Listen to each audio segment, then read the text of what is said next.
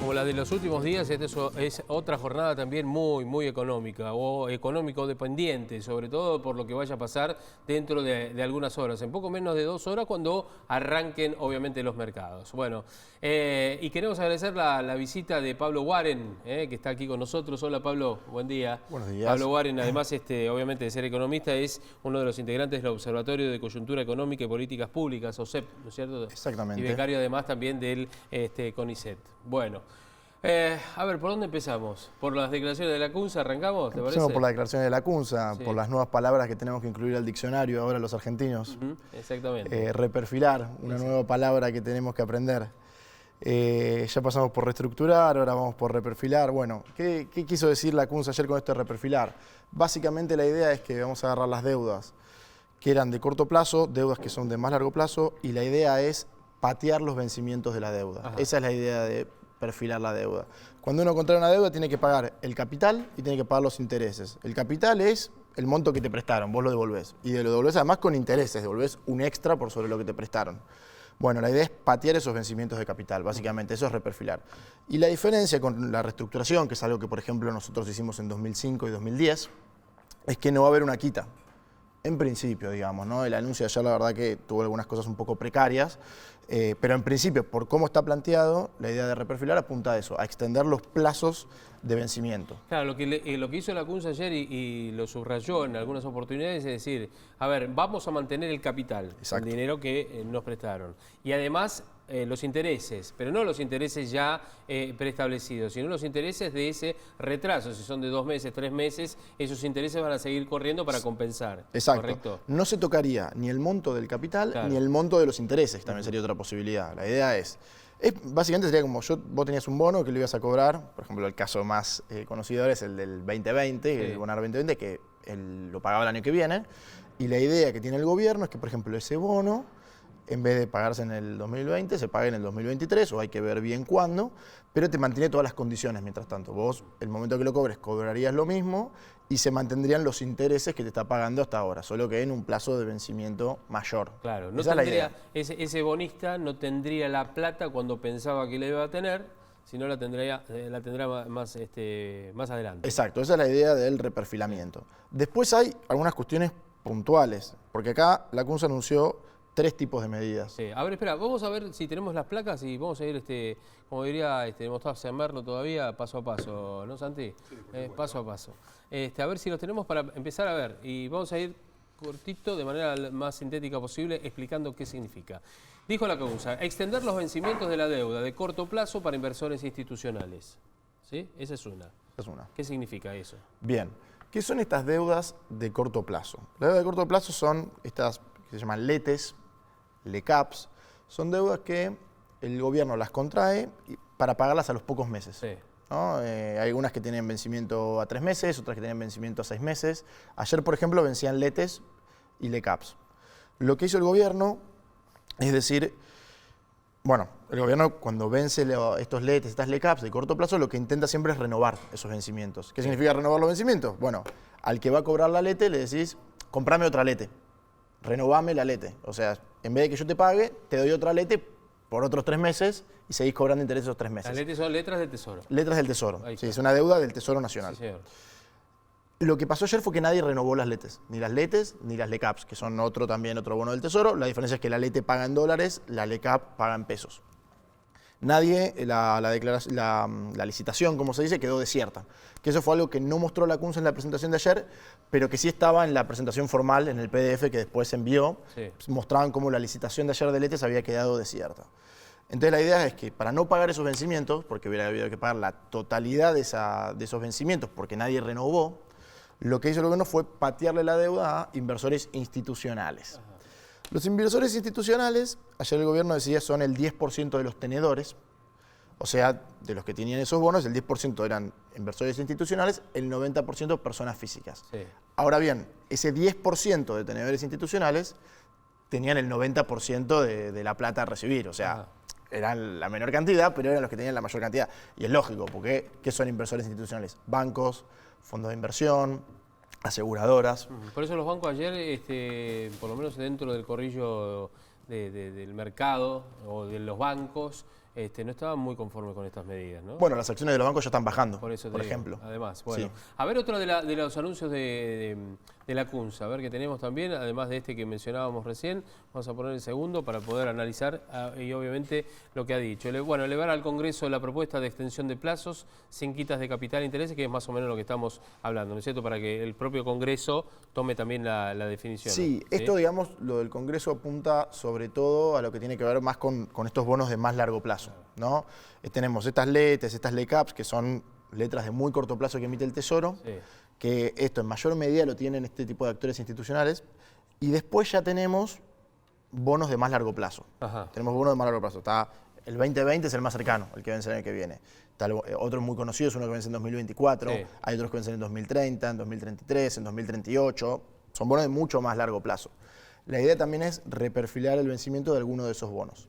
Para los bonos que tienen legislación argentina, o sea que fueron emitidos bajo una legislación del país, la idea es que el Congreso apruebe esta propuesta de reperfilar los vencimientos. Involucrar al Congreso, desde lo político inclusive también, no solamente de lo económico. A ver, ¿otra placa tenemos? Sí, tenemos otra placa para mostrar a propósito de la definición de ayer de la CUNSA en algunas de las medidas, extender los vencimientos de los bonos bajo legislación extranjera. Vos hablaste recién de la legislación argentina.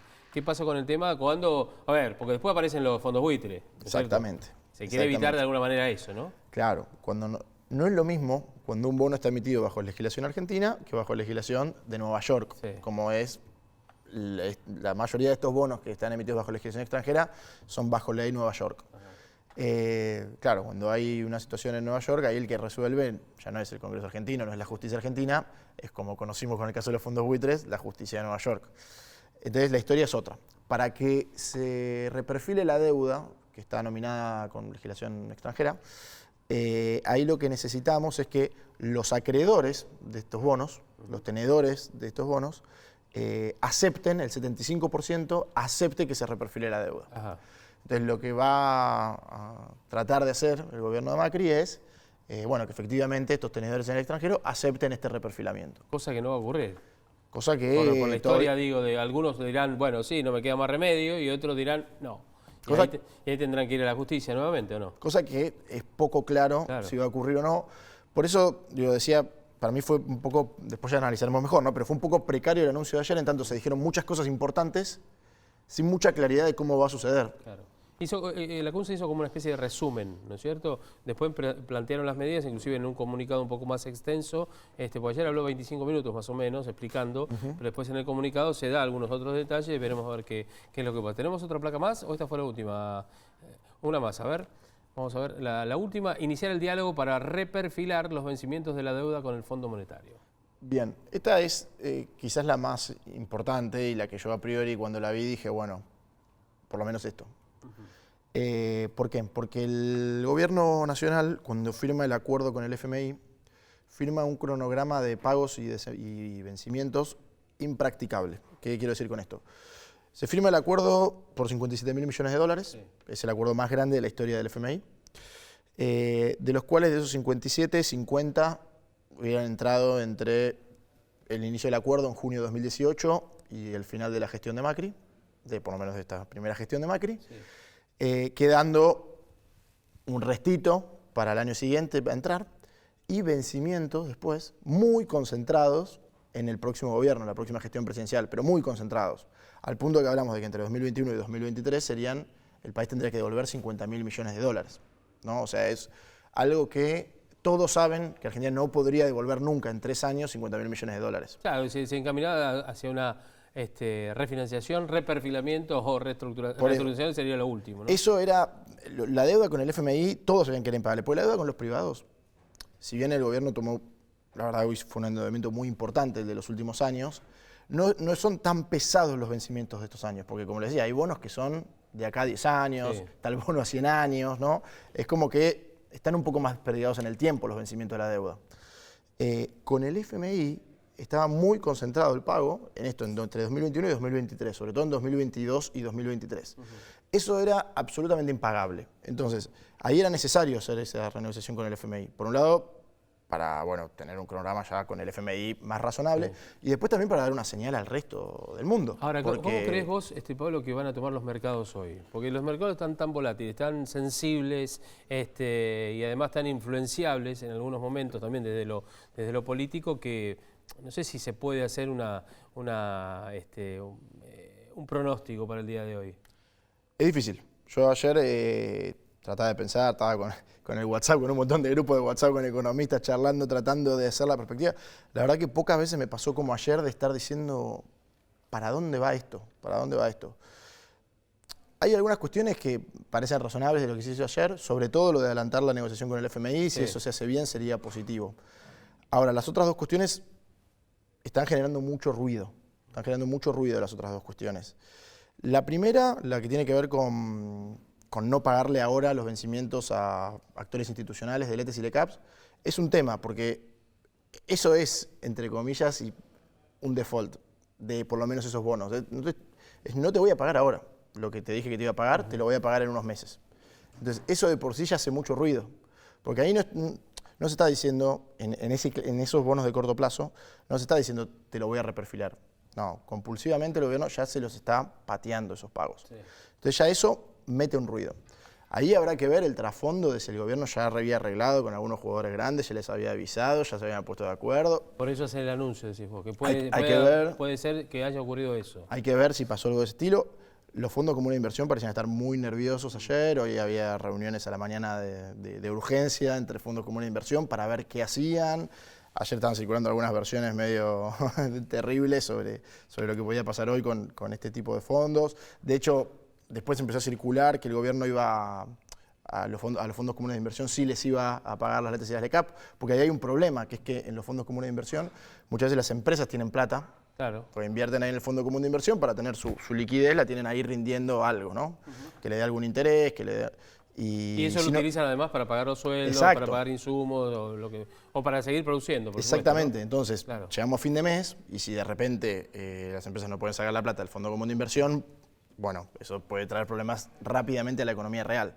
Entonces ahí tenemos las primeras dudas, ¿no? Sobre, bueno, cómo se va a implementar esto y cuál va a ser la reacción. Y Pablo, a ver, para el común de la gente, digamos, para el día a día, lo cotidiano, ¿qué podemos esperar? Porque estas medidas son para un sector determinado, es decir, aquellos que han tomado deuda, sí, el Fondo Monetario Internacional también. No digo que no nos involucre, sí, obviamente, pero digo en el día a día, de acá en adelante, de acá en esta semana que está terminando, la próxima, y además, ¿puede haber alguna repercusión de estas medidas? ¿O crees que más o menos vamos a estar como venimos hasta ahora? Bien, esa creo que es la pregunta más importante.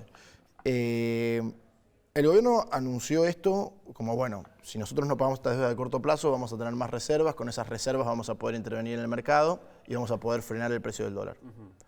Hoy, digamos, yo comparto mucho la preocupación de que el precio del dólar se estabilice, porque efectivamente el precio del dólar es el que se transfiere a la inflación y eso el poder adquisitivo. Sí.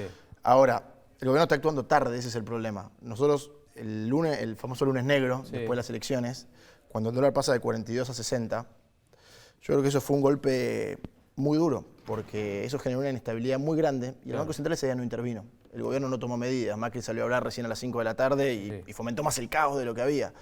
Y me parece que todavía estamos pagando un poco esas consecuencias de toda esa volatilidad que se generó en esa jornada, porque si un día el valor del dólar va de 42 a 60,